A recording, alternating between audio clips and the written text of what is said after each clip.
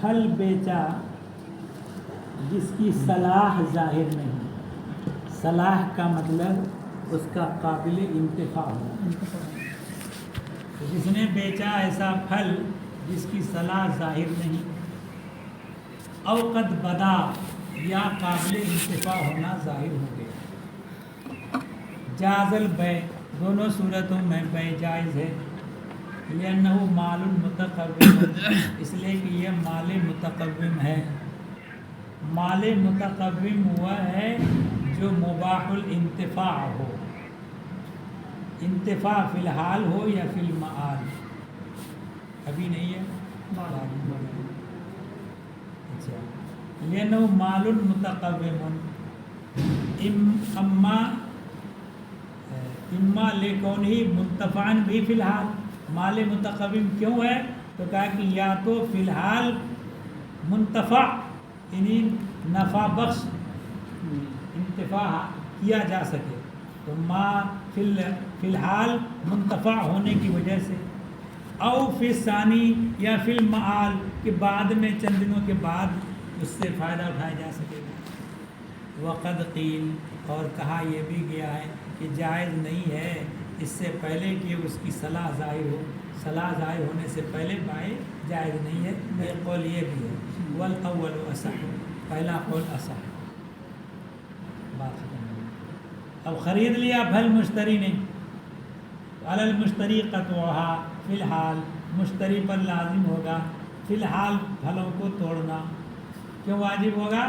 اس لیے کہ اس نے پھلوں کو خریدا ہے، درختوں کو نہیں.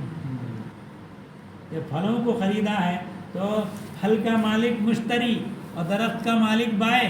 تو بائع کی ملک کو جلدی خالی کرو، تفریغا لملک البائع، بائع کی ملک کو خالی کرنے کے لیے.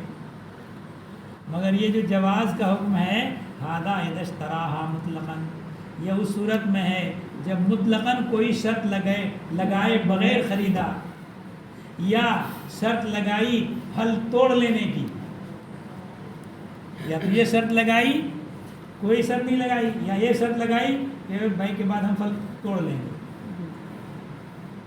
وَإِن شَرَطَ تَرْكَهَا عَلَى النَّخِيلِ، اور اگر کھجور خریدا چھوٹے چھوٹے اور کھجور کے درخت پر لگے رہنے کی شرط لگا دی، ترک کی ترکیبی کھجور پر درخت میں لگے رہیں گے، توڑیں گے نہیں ہم. تو اگر ترک کی شرط لگا دی فسد البیع، تو بیع فاسد ہو گیا. کیوں بیع فاسد ہو گیا؟ ایک ہے عقد اور ایک ہے عقد کا مقتضا. عقد کا مقتضا، بیع میں 4 چیزیں ضروری ہیں: بائع، مشتری، ثمن اور مبیع. ٹھیک ہے. اب بیع کا مقتضا، بیع جب ہو جائے تو بیع کس چیز کو وہ ثابت کرتا ہے؟ تو ہے کہ بیع کا مقتضا ہے اس بات ملک مبیع میں مشتری کے لیے. مبیع میں مشتری کے لیے ملک ثابت ہو جائے گا بیع سے. ٹھیک ہے نا، یہ مقتضا ہے. اور جو چیز مقتضائے بیع ہے اس کی شرط لگا دینے سے کوئی حرج نہیں واقع ہوگا. لیکن جو چیز عقد بیع کا مقتضا نہیں ہے اس کی شرط لگا دی جائے تو اس سے بیع فاسد ہو جائے گی. ٹھیک ہے. اب یہ ہے کہ کسی آدمی نے پھل کو بیچا تو مقتضائے عقد یہ ہے کہ مشتری کی ملکیت ثابت ہو جائے گی مبیع پر، اور یہ بھی مقتضائے عقد ہے کہ پھل توڑ لے، بائع کی ملک کو جو مشغول کیے ہوئے ہیں وہ اس کو خالی کرے. یہ بھی مقتضائے عقد. لیکن اگر یہ شرط لگا دی کہ پھل ہمارا لگا رہے گا جب تک کہ پک نہ جائے، تو یہ مقتضائے عقد کے خلاف. پھل کو باقی رکھنا عقد بیع اس کا تقاضا نہیں کرتا کہ پھل کو رکھتے رہو. عقد بیع کا تقاضا کہ جلدی لو ورنہ خالی کرو اس کو. ٹھیک ہے. اس بات ملک مبیع میں یہ عقد بیع اس کو ثابت کرے گا، اور بائع کی ملک کو مشغول کرنے سے اس کو خالی کرو، تفریق. یہ مقتضائے عقد ہے. لہذا رقص چھوڑنے کی شرط مقتضائے عقد کے خلاف ہے. لأنه شرط لا يقتضيه العقد، یہ ایسی شرط ہے کہ عقد اس کا مقتضی نہیں ہے.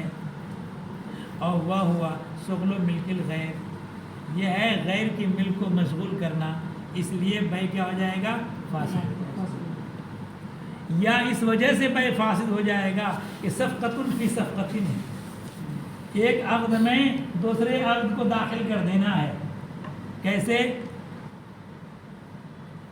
اگر کسی آدمی نے پھل خریدا اور پھل کو رقص چھوڑنے کی شرط لگا دی کہ پھل درخت میں لگا رہے گا، اس شرط کے ساتھ خریدا، اور اس میں دو صورتیں ہیں، پھل لگا رہے گا فری فنڈ میں یا اس کے لیے کوئی اجرت بھی دی جائے گی. کہ مثلا مہینہ دن پھل لگا رہے گا، اس مہینے کی کچھ اجرت ہوگی، پھل تو خرید لیا. ایک مہینہ جو درخت کو وہ چھوڑے درخت میں پھل کو، تو اس کے لیے کوئی اجرت یا بلا اجرت. بلا اجرت ہے تو اعارہ ہے، عاریت دینا. اب بل اجرت ہے تو اجارہ ہے. اعارہ بھی عقد ہے اور اجارہ بھی عقد ہے، بے عقد ہے. تو بے میں اگر تم نے رقص چھوڑنے کی شرط لگا دی بلا عوض، تو اعارہ داخل کر دیا بے میں، ایک عقد میں دوسرا عقد داخل کر دیا. اور اگر اجرت کے ساتھ تو بے میں تم نے اجارہ داخل کر دیا، ایک عقد میں دوسرا عقد داخل کر دیا. اس لیے جائز نہیں ہوا. تو کہا ہے کہ او ہوا صفقۃ فی صفقۃ، یا یہ کہ ایک صفقہ میں دوسرے صفقہ کو داخل کرنا ہے، اور وہ دوسرا صفقہ کیا ہے؟ وہ ہوا اعارۃ او اجارۃ. اس میں فی بین بے میں، اعارہ کو بے میں داخل کرنا یا اجارہ کو بے میں داخل کرنا. کوئی وقت جو ابھی قربانی کے لیے جانور خریدا جائے اور اس سے کہہ دیا جائے کہ بھائی قربانی کے وقت میں لے لیں گے، بے کر لی جائے ابھی، وہ کہا جائے کہ ہم اتنی ایام میں لے لیں گے، جب تک سے خلاف عقد بے میں اگر یہ شرط لگا دیا تو بے فاسد ہے جناب. ہاں، عقد بے ہو جائے، بے تام ہو گیا، اب اس کے علیحدہ ایک عقد کریں کہ صاحب اتنے دنوں تک آپ کو جانور کو پالنا، یومیہ اتنا خرچہ ہم لوگ رکھے گا. نہیں تو اس وقت میں شرط نہیں آتا. اسی لیے تو حضرت امام محمد سے کہا گیا کہ آپ ایسی کتاب لکھ دیجئے جو لوگوں کو جنت میں لے جائے، جہنم سے بچائے. اگر لکھ دیا تو کتاب الکل نہیں بس ہماری یہ کتاب وہی ہے جو جنت میں لے جانے والی اور جہنم سے روکنے والی. لوگ سمجھیں گے کہ نماز روزہ ترک کرنے کی وجہ سے زیادہ لوگ جہنم میں جائیں گے، زیادہ لوگ جنت جائیں گے حقوق العباد کی وجہ سے.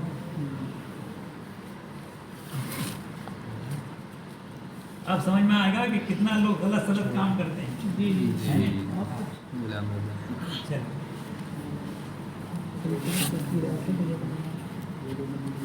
وَقَدَا بَيْعُ الزَّرْعِ بِشَرْطِ التَّرْكِ، ایسے کھیتی کی بے رقص چھوڑنے کی شرط کے ساتھ. لما قلنا، تعلیل وہی ہوئی جو پر گزر چکی ہے. وَقَدَا اِذَا تَنَاهَا اِذَمُهَا، ایسے ہی جب اس کا بڑھنا انتہا کو پہنچ چکا.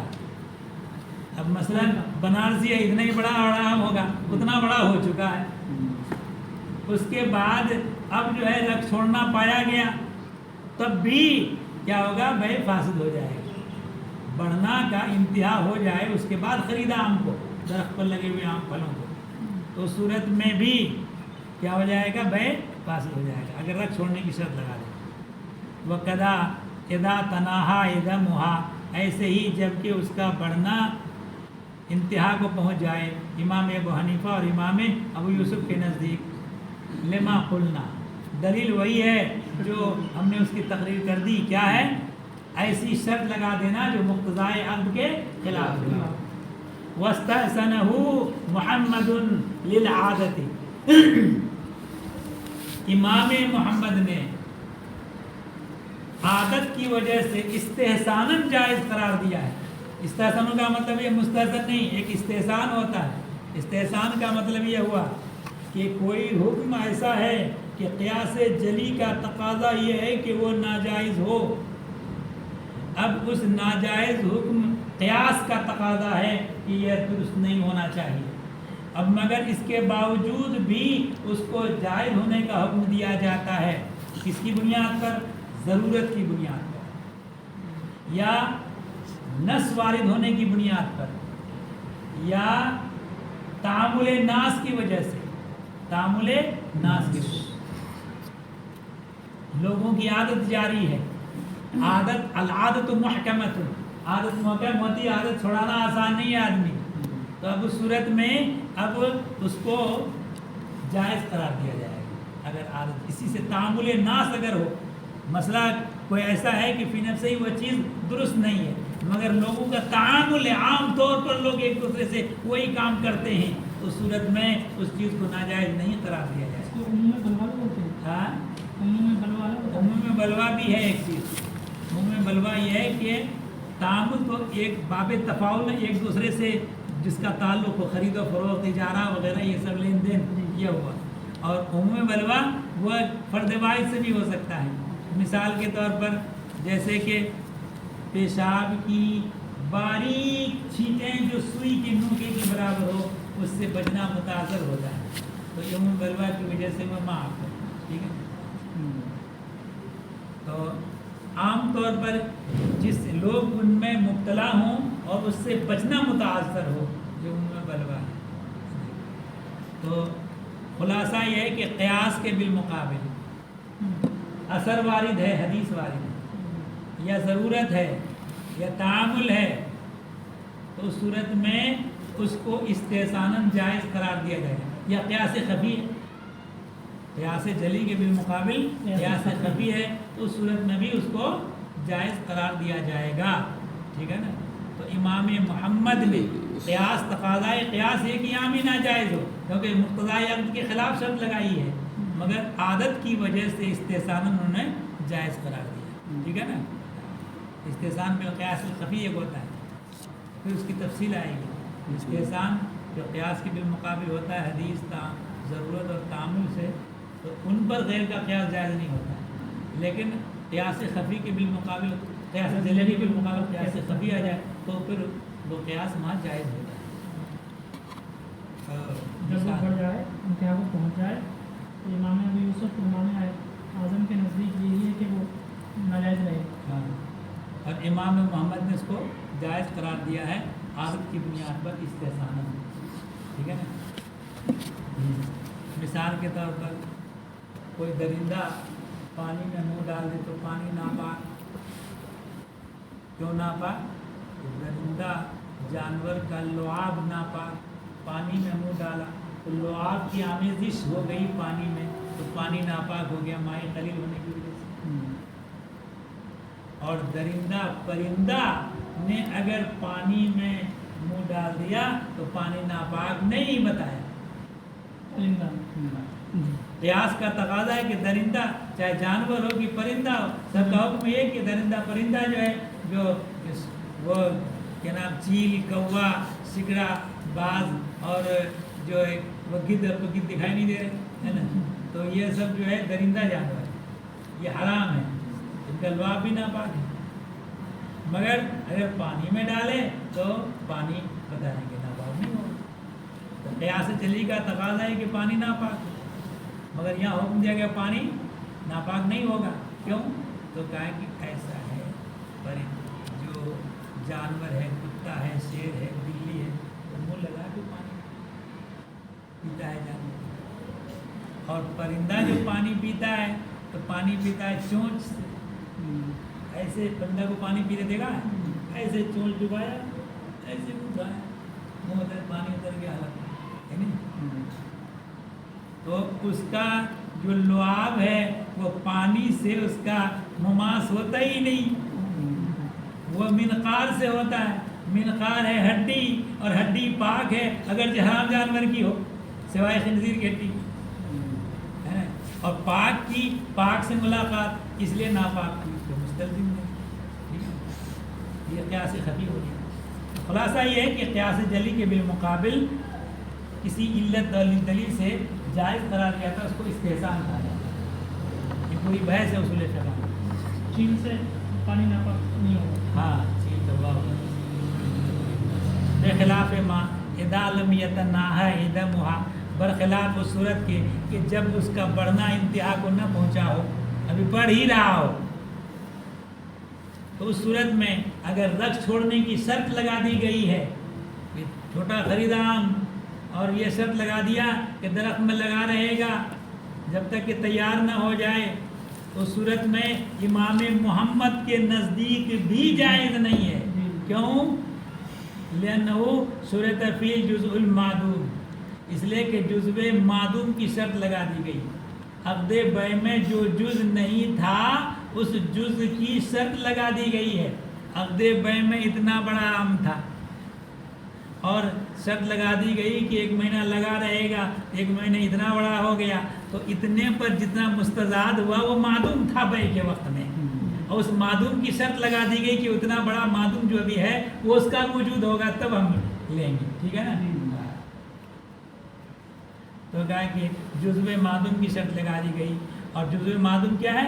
وَهُوَ الَّذِي يَزِيدُ بِمَعْنًا مِنَ الْأَرْضِ وَبِالشَّجَرِ، جزو معدوم وہی ہے جو بڑھے گا زمین سے یا درخت سے قوت حاصل کر کے۔ وَلَوِ اشْتَرَاهَا مُطْلَقًا، اگر مطلقاً خرید لیا، کوئی شرط نہیں لگائی، وَتَرَكَهَا بِإِذْنِ الْبَائِعِ، مگر بائع کی اجازت سے، بعد میں عقد بیع کے بعد بائع کی اجازت سے اسے چھوڑ دیا، درخت پر لگا رہنے کا۔ طاب لہ الفضل، تو جتنا زیادہ ہوا ہے اتنا اس کے لیے جائز ہے۔ وَإِن تَرَكَهَا بِغَيْرِ إِذْنِهِ، اور بغیر اجازت اگر پھل کو لگا رہنے دیا، اب پھل کچھ بڑھ گیا، تصدق بما زاد فی ذاتہ، اس کی ذات میں جتنا زیادہ ہو گیا اتنا صدقہ کرے گا۔ کیوں؟ لِحُصُولِهِ بِجِهَةٍ مَحْظُورَةٍ، ناجائز طریقے سے وہ چیز حاصل ہوئی ہے، ٹھیک ہے نا، بغیر اجازت پھلوں پر باقی رکھا۔ وَإِن تَرَكَهَا بَعْدَمَا تَنَاهَا إِذَمُهَا، اور اگر اس کو چھوڑا، اس کو رکھ چھوڑا، توڑا نہیں، کب؟ وہ پھل کے بڑھنا انتہا کو پہنچ جانے کے بعد، پھل جو ہے انتہا کو پہنچ گیا اس کے بعد اس نے چھوڑا، تو اس صورت میں اگر بغیر اجازت بھی ہو تو لم یتصدق بشیء، تو کوئی چیز صدقہ نہیں کرے گا۔ کیوں نہیں کرے گا؟ اس لیے کہ بڑھنا انتہا کو پہنچ چکا ہے، اب جو اور درخت میں وہ پھل لگا رہا تو اس میں کچھ اضافہ مقدار میں نہیں ہوا، تغیری حالت ہے، پہلے کچا تھا اب گدرا گیا، ٹھیک ہے نا؟ گدرا نہیں کہتے ہیں تمہارے یہاں؟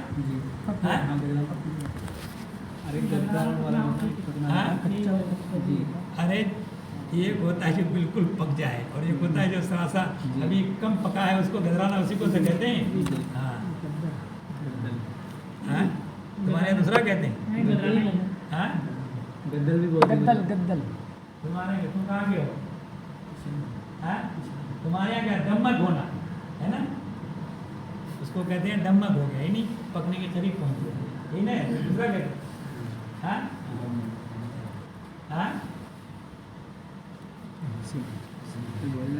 ارے پکنا الگ چیز ہے، پکنے سے پہلے والی منزل ہے۔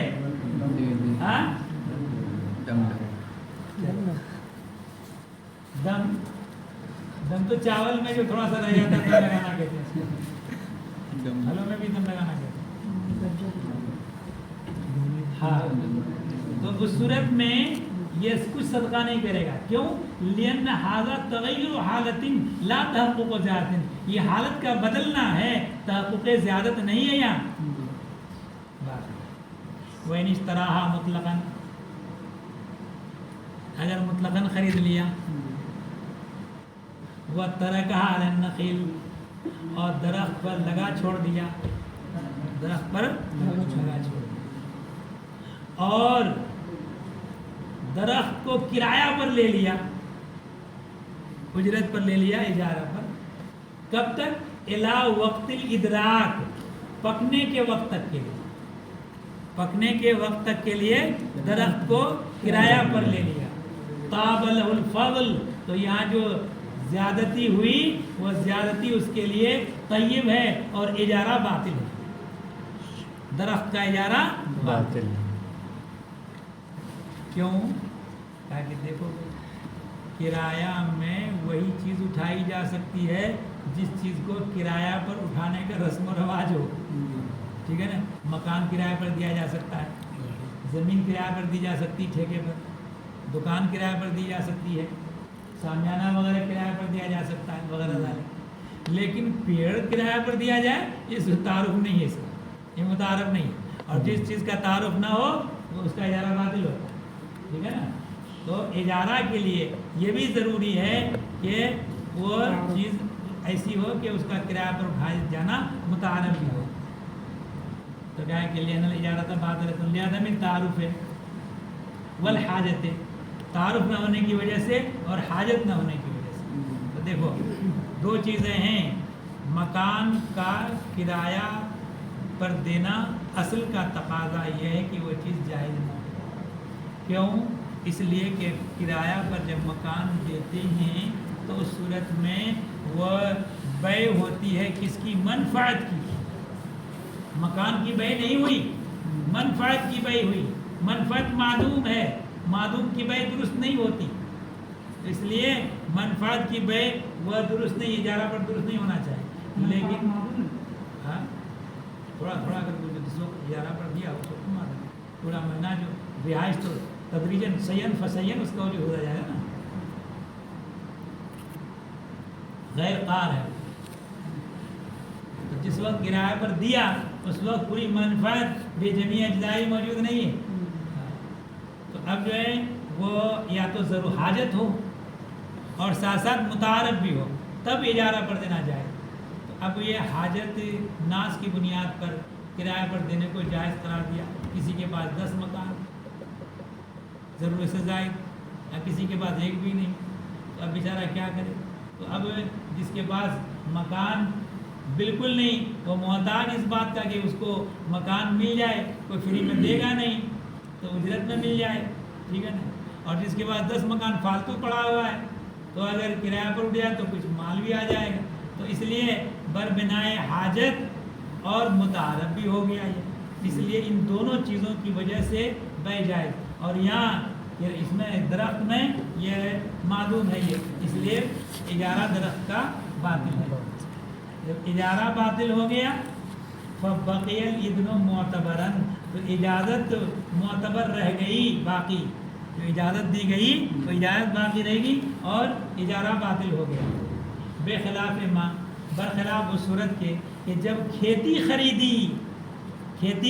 خریدی اور زمین کرایہ پر لیا، الی ان یدرکا، فصل کٹنے تک کے لیے، فصل پکنے تک کے لیے، ادراک مطلب پک جانا، تو فصل کے پکنے تک کے لیے زمین کرایہ پر لی. وہ ترکہ، اور اس فصل کو زمین پر چھوڑے رکھا زمین میں. لا یطیب لہ الفضل، تو یہاں فضل جائز نہیں ہے، جو زیادتی ہوئی وہ جائز نہیں ہے. دیکھو فرق ہو گیا. وہاں کرایہ پر لیا درخت کو تو اس کے لیے زیادتی جائز ہے، اجارہ باطل. اور یہاں زمین کو کرایہ پر لیا تو جو زیادتی ہے وہ طیب نہیں اس کے لیے. کیوں؟ اس لیے کہ یہاں اجارہ باطل نہیں ہے، زمین کا کرایہ پر لینا دینا جائز ہے. اجارہ یہاں باطل نہیں ہے، اجارہ جائز ہونا چاہیے. مگر چونکہ اجارہ صحیح ہونے کے لیے ضروری ہے کہ اجارہ کی مدت متعین کی جائے. اور یہاں پکنے تک، پکنا 10 دن، پچھوائی چل جائے تو جلدی گیہوں پک جائے، اور پروائی چلے تو ذرا دیر میں پکے. تو اس کے لیے وقت متعین نہ ہونے کی وجہ سے بیع فاسد ہو گیا ہے. لین الاجارۃ فاسدۃ، اجارہ یہاں فاسد ہے جہالت کی وجہ سے. فاورثت خبثا، لہذا اس نے خبث پیدا کر دیا. ولو اشتراها مطلقا، اگر خریدا مطلقاً کوئی شرط نہیں لگائی. فاثمرت ثمرا، اور خرید کے بعد درخت نے کچھ اور پھل دے دی، کچھ پھل اور آ گئے. قبضہ سے پہلے، ابھی مشتری نے درخت پر قبضہ نہیں کیا ہے، اس سے پہلے یعنی پھلوں پر قبضہ نہیں کیا ہے، اس سے پہلے ہی درخت میں کچھ پھل اور آ گئے. فسد البیع، بیع فاسد ہو گیا. قبضہ سے پہلے ہے تو بیع فاسد. لا یمکنہ تسلیم المبیع، مبیع کو مشتری کے سپرد کرنا ممکن ہی نہیں ہے. کیوں؟ اس لیے کہ مبیع کا غیر مبیع کے ساتھ اختلاط ہو گیا ہے، اور اختلاط ایسا کہ تمییز متعذر ہے کہ کون سا پھل بکا ہوا ہے اور کون سا پھل بکا ہوا نہیں. ولو اثمرت بعد القبضے، اگر پھل دیا قبضے کے بعد، بیچ لیا، قبضہ دے دیا، اس کے بعد پھل آیا، تو اب جو ہے فاسد نہیں ہوگا، کیونکہ قبضہ تام ہو چکا، اجارہ بے تام ہو چکی ہے. یشترکان فی ہے، تو دونوں پھلوں میں شریک ہوں گے، بائع اور مشتری، للاختلاط، اختلاط کی وجہ سے. اب یہ ہے کہ کتنا پھل بائع کو دیا جائے گا، قول کس کا لیا جائے گا؟ تو کہا کہ القول قول المشتری فی مقدار ہی، جتنا پھل بعد میں آیا ہے اس کی مقدار کے معاملے میں مشتری کا قول معتبر ہوگا. کیوں ہوگا؟ لینو فی یدہی، کیونکہ وہ درخت اس کے قبضے میں آ چکا ہے، قبضے میں ہے اس کا، جس کا قبضہ ہو اسی کے قول کا اعتبار کیا جاتا ہے. وَقَذَا فِي الْبَاذَنْجَانِ وَالْبِطِّيخِ، ایسے ہی بیگن میں اور خربوزہ میں. والمخلص ان یشتری الاصول لیحصل زیادۃ الملک، اور اس فساد سے چھٹکارا دینے والا یہ ہے کہ وہ زمین سمیت خرید لے تاکہ زیادتی اس کی ملک میں حاصل ہو جائے. ٹھیک ہے، تو کوئی گناہ نہیں. بے باطل اور بے فاسد، بے فاسد جو افادہ ملک کرتا ہے بعد قبضہ مگر خبث ہے، لہذا وہ گنہگار ہوگا. قبضہ کرنے کے بعد ملک تو ثابت ہو جائے گا لیکن ملک خبیث ہوگا، گنہگار ہوگا. اور بے باطل افادہ ملک ہی نہیں کرے گا.